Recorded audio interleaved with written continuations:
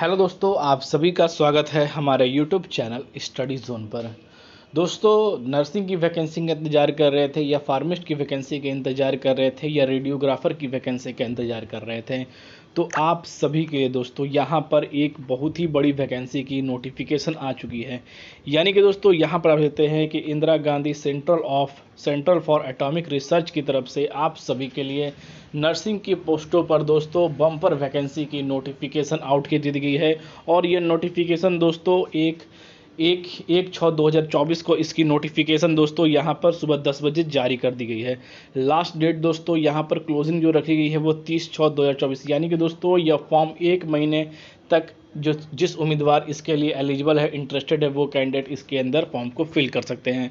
दोस्तों इसकी एडवर्टाइजिंग यहाँ पर जो है संख्या देख सकते हैं कि IGCAR/01/2024 को ये नोटिफिकेशन दोस्तों पब्लिश की गई है, एडवर्टाइजिंग नंबर है।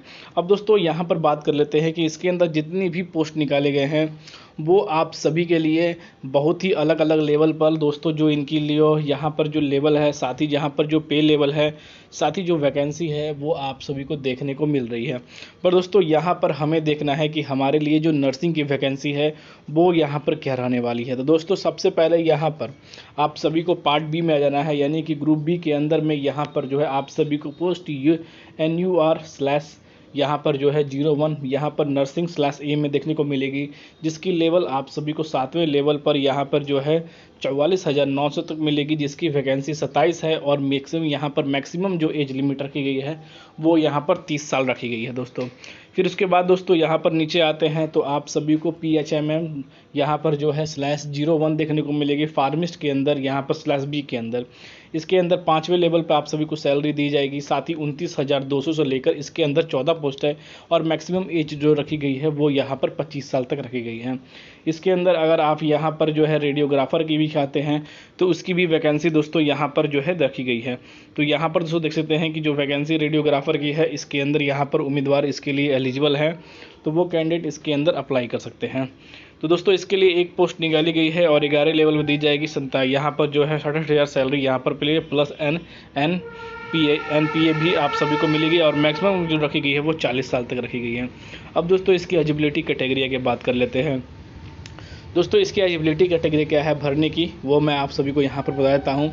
तो दोस्तों सबसे पहले यहाँ पर आप नीचे आते हैं, तो नीचे आने के बाद दोस्तों यहाँ पर आप सभी को दिखेगा कि जो कैंडिडेट नर्सिंग के उम्मीदवार हैं उनके लिए क्या एलिजिबिलिटी कैटेगरिया है, क्या टर्म एंड कंडीशन यहाँ पर रखे गए हैं।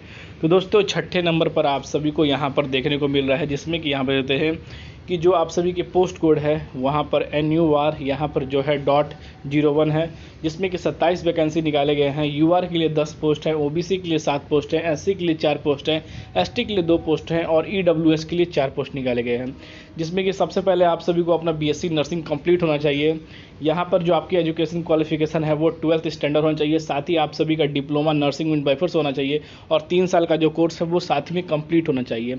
आप सभी के पास वैलिड रजिस्ट्रेशन होना चाहिए, वो किसी भी स्टेट से हो, ये डिपेंड नहीं करता है सेंट्रल या state nursing councillor in India से। दोस्तों आप सभी के यहाँ पर जो है मान्यता प्राप्त होनी चाहिए, एकदम वैलिड रजिस्ट्रेशन होनी चाहिए। साथ ही दोस्तों यहाँ पर आप सभी को नर्सिंग के अंदर एक सर्टिफिकेट होना चाहिए, जिसमें 3 साल का आपका हॉस्पिटल के अंदर सर्टिफिकेट हो, और साथ ही यहाँ पर जो है नर्सिंग स्टूडेंट क्लास में यहाँ पर 3 हो। और यहाँ पर दोस्तों फॉर एबव फॉरेस्ट के लिए मिनिमम जो एज रखी गई है वो 18 रखी गई है और मैक्सिमम एज रखी गई है। और क्लोजिंग यहाँ पर क्लोजिंग डेट के अनुसार आप सभी के एप्लीकेशन फॉर्म को यहाँ पर जो है फॉर्म के साथ आप सभी को एज को काउंट किया जाए। गवर्नमेंट रूल के अनुसार जो आप सभी को छूट मिलती है वो भी इस भर्ती के अंदर आप सभी को मिलेगी। OBC को, SC ST को 3 साल और 5 साल की वो भी छूट इसके अंदर मिलेगी। यहाँ पर आप सभी की यहाँ पर जो सैलरी है वो 44,900 7वें लेवल पर आप सभी दी जाएगी। और allowance to due admission central servant को जो यहाँ पर दी जाती है, प्लस वो भी यहाँ पर आप सभी को मिलेगी। तो यानी कि दोस्तों अच्छी खासी पोस्ट है, जो कैंडिडेट नर्सिंग के अंदर अप्लाई करना चाहते हैं वो अप्लाई कर सकते हैं, क्योंकि परमानेंट ये आप सभी की वैकेंसी है। अब इसके अंदर फार्मिस्ट की बात करें तो 14 पोस्ट इसके अंदर निकाली गई है, 8 है UR के लिए है, OBC के लिए 5 है, SC के लिए 8 है।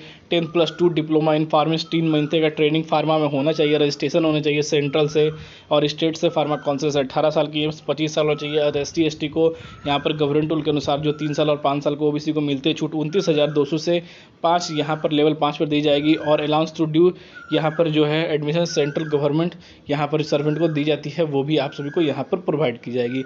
तो इसी तरह से दोस्तों यहाँ पर आप सभी देख सकते हैं कि अगर रेडियोग्राफर की यहाँ पर हम बात करें कि रेडियोग्राफर की क्या प्रक्रिया है, तो वो मैं दोस्तों यहाँ पर आप सभी को बता देता हूँ कि